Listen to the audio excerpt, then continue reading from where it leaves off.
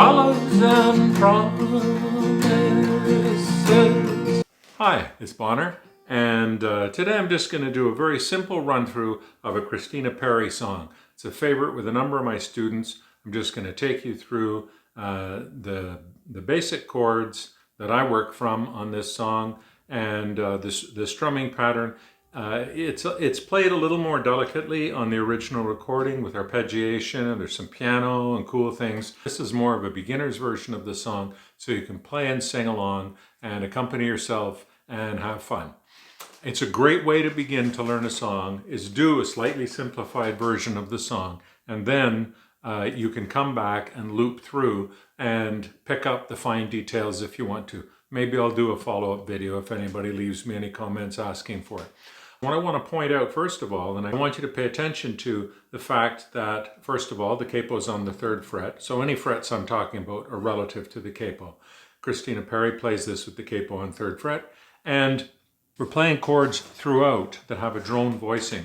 So in this particular arrangement, and the top 2 notes on the chord position here, the 3rd fret on the E string and the 3rd fret on the D string, stay held down for all the chords. So here's our C add 9, here's our G, here's our E minor, here's our D sus 4, here's a D with an F sharp bass. Okay, I'm just going to step you through the chords shapes, and I'll put the diagrams on the screen so you can see them as well.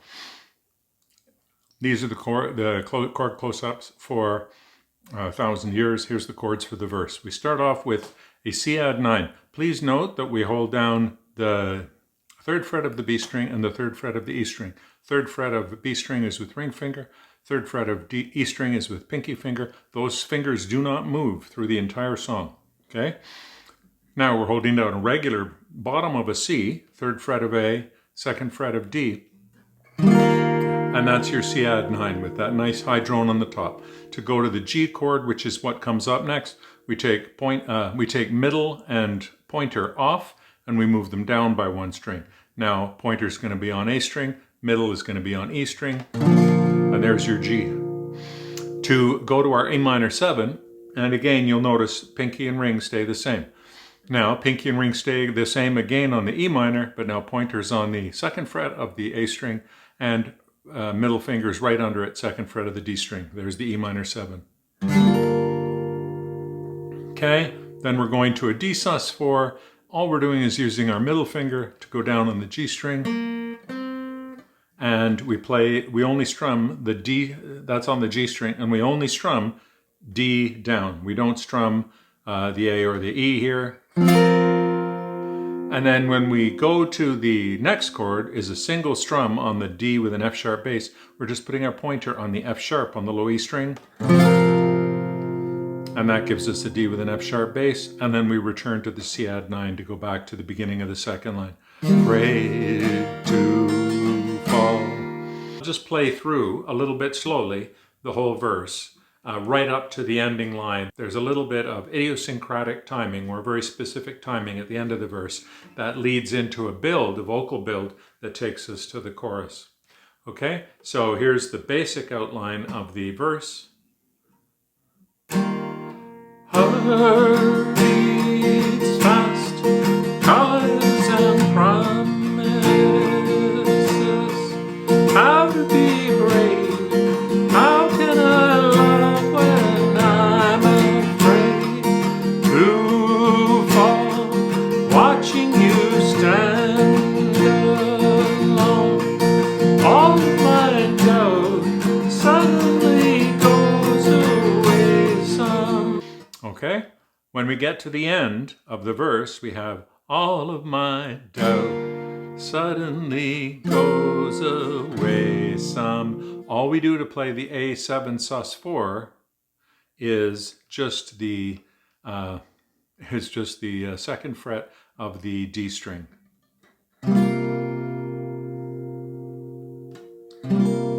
Okay, that's it. Okay, so here's that last line. All of my doubt suddenly goes away somehow. One step closer. I'm playing a D sus2 there at the end. You can play the sus2, just open E string, or you can play a regular D. But on that last D, it's just a single strum. Okay, so I've chopped my head out of this shot on purpose. It's because I want you to be able to see both hands. Here's the strumming that I use through the whole thing, okay, for 1,000 years. It's this strum. So I'll start off on the C add 9. So it's a down strum and then up, down, down, up, down, up, down, up, down, up. So the first one is down and then I'm going up, down, up. If you break it down, it's down, up, only it's played quite close together like this. And you'll notice I do a little sort of brush or a little kind of filling strum or a bit of a dragging strum in between. You can do that or not, it doesn't matter. You can just play it super clean.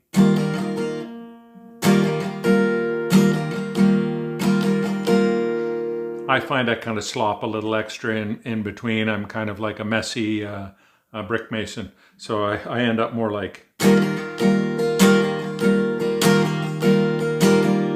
That's just a little bit of extra mortar in between the bricks. Okay? It's going to sound like this. Hearts beat fast, colors and promises, how to be brave. So here's the chorus of For 1,000 Years. So again, we'll start off and look at the chords. It's the same chord voicings we used before. So for the chorus, we're just using the same chords we've already established in the verse. So let's go through them just to show them to you quickly. We're playing the same G with the 2 high drones, the D sus to the D with the F sharp. And then the second line of the chorus starts with E minor 7. Same thing, D sus to a D with an F sharp. Then we go back to our C add 9 where our verse begins. And here's the only new chord in the chorus is the G with an F sharp bass. We're just playing these 2 high strings here as usual, B and E on the 3rd fret. And now we're using our pointer to play the F sharp, and then our regular D with F sharp. So we're just bringing the middle finger onto the G string. More. And those are all the chords. So here's the chorus overview. I have died every day waiting for you. Darling, don't be afraid. I have loved you for 1,000 years. Loved you for 1,000 more. And then we go back to the top of the verse with the C add 9. Okay, so today we learned the chord voicings that are used. These chord voicings are very close relations to the basic chords that you already know. Put the extra little bit of work in and you're going to get a really pretty sounding song with a small incremental effort to take you up to this next level.